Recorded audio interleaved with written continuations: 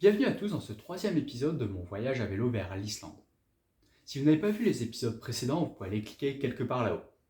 Sinon, dans cette vidéo, on va se retrouver au Danemark, ou plus précisément dans la région du Jutland, pour suivre toujours l'Euro 12 le long de la mer du Nord, donc de la frontière allemande jusque Hirtshals, la ville portuaire où je prendrai le bateau pour aller aux îles Féroé puis en Islande, mais ça sera pour les prochaines vidéos. Allez, je vous dis bon voyage au Danemark, c'est parti, générique. Ça c'est moi, Victor, passionné de voyage, d'aventure, adepte du slow travel. Après avoir traversé l'Europe en 2021 de Lille jusqu'à Antalya en Turquie, j'ai décidé cette année de réenfourcher mon vélo pour aller découvrir l'Islande. Comme vous l'avez vu dans la vidéo précédente, j'ai quitté l'Allemagne sous la pluie. Et par contre, je suis heureux de débuter ici ma route au Danemark sous un soleil, même si le vent reste assez fort. Ce changement de pays, je m'en aperçois tout de suite en traversant les premiers villages. Ils sont tous très mignons, très propres, avec des maisons bien entretenues et extrêmement bien fleuries.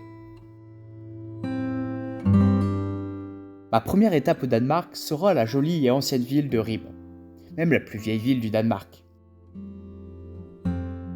Comment ici ne pas tomber sous le charme des petites ruelles pavées, toujours très fleuries, et de ces maisons colorées.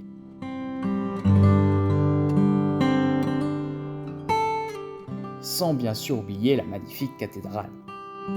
Je dormirai non loin de là, dans une zone de bivouac super bien aménagée. Et oui, au Danemark, pas besoin de payer pour dormir. Il y a des milliers de zones de bivouac et des shelters, répartis dans tout le pays. Mais ça, je vous en parlerai un peu plus tard dans la vidéo. Le beau temps n'aura pas duré très longtemps. Pour ce deuxième jour au Danemark, je vais retrouver l'alternance de nuages, de soleil et de pluie violente et bref. Je ne parle même plus du vent, lui m'accompagne depuis les Pays-Bas. Cependant, j'arrive à avancer d'un très bon rythme, avec des pistes cyclables de très grande qualité ou des routes peu fréquentées.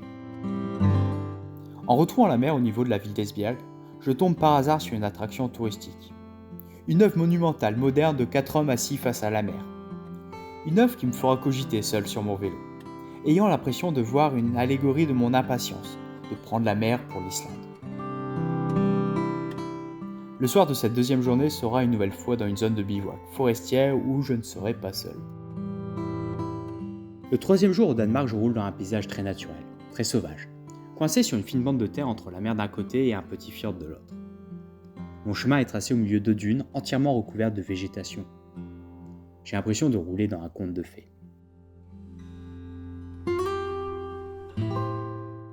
Par moments, j'aperçois des maisons au toit de chaume apparaître au milieu de ces dunes, donnant l'impression de se faire littéralement ensevelir.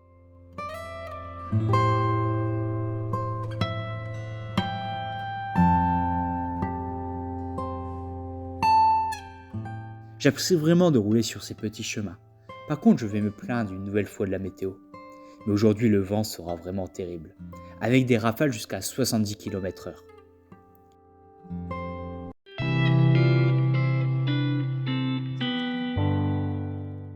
L'après-midi, quand je retrouve le macadam, je vois les champs de blé se faire balayer par le vent. Malgré ce temps, je me surprends à parcourir 100 km aujourd'hui.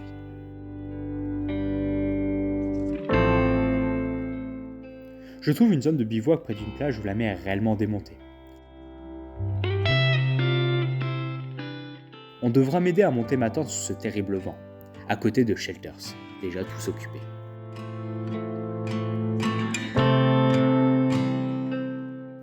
Petite pause dans la vidéo pour vous parler des shelters.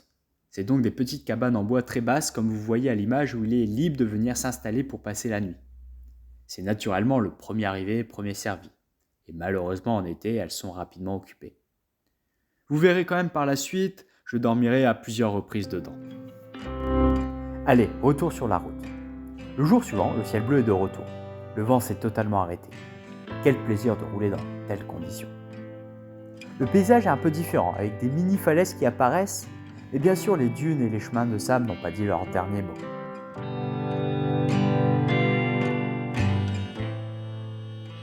Sur tout le long de cette partie, les blocos de la Seconde Guerre mondiale, pour faire le mur de l'Atlantique voulu par Hitler, sont très présents.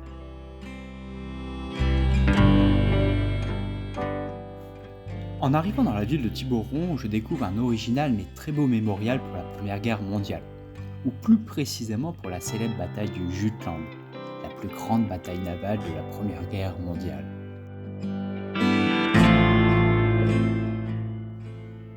Après cette petite pause historique, j'ai pris un ferry pour passer le détroit d'un fjord pour poursuivre ma route, toujours le long de la mer, sous un temps radieux.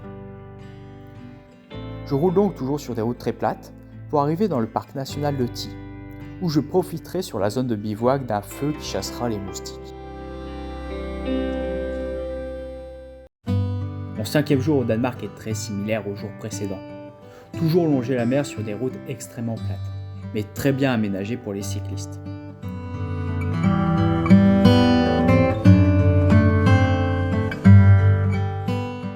Par moments, je roule dans des chemins forestiers, que j'apprécie énormément. J'avoue aujourd'hui profiter enfin du soleil en ce 18e jour de voyage.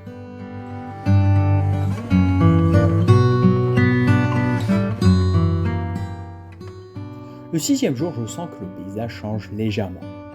La mer reste bien sûr présente à ma gauche, mais je découvre des zones beaucoup plus touristiques, avec d'immenses plages de sable, où je suis totalement surpris de pouvoir rouler dessus. Tout comme les voitures qui, elles, se garaient directement en bord de mer. Malheureusement, la pluie fait son grand retour en fin d'après-midi. Alors je me dépêche pour trouver un mini shelter pour m'abriter toute la nuit.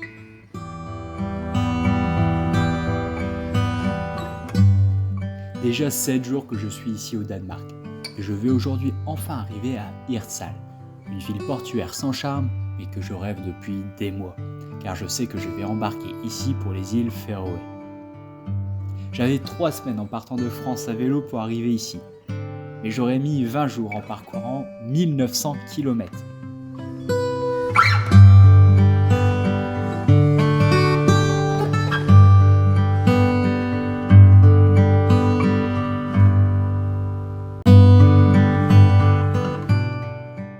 Il me reste donc une dernière petite journée pour aller découvrir la ville la plus septentrionale du Danemark, Skagen.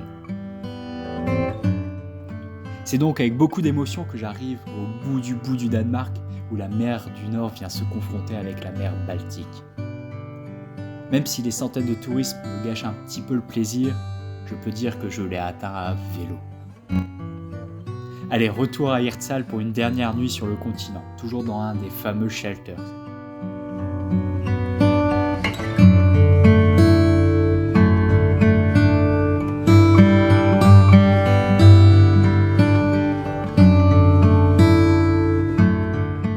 Avant d'embarquer le lendemain sous le soleil en direction des îles Féroé.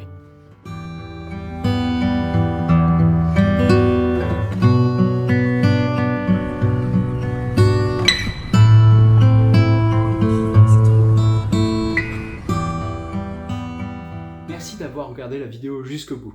J'espère qu'elle vous a plu. Si c'est le cas, n'hésitez pas à mettre un petit pouce en l'air. Et je vous dis à la semaine prochaine pour la suite du voyage dans un pays qui m'a vraiment marqué et que j'ai vraiment adoré, les îles Féroé. Allez, ciao, à la prochaine.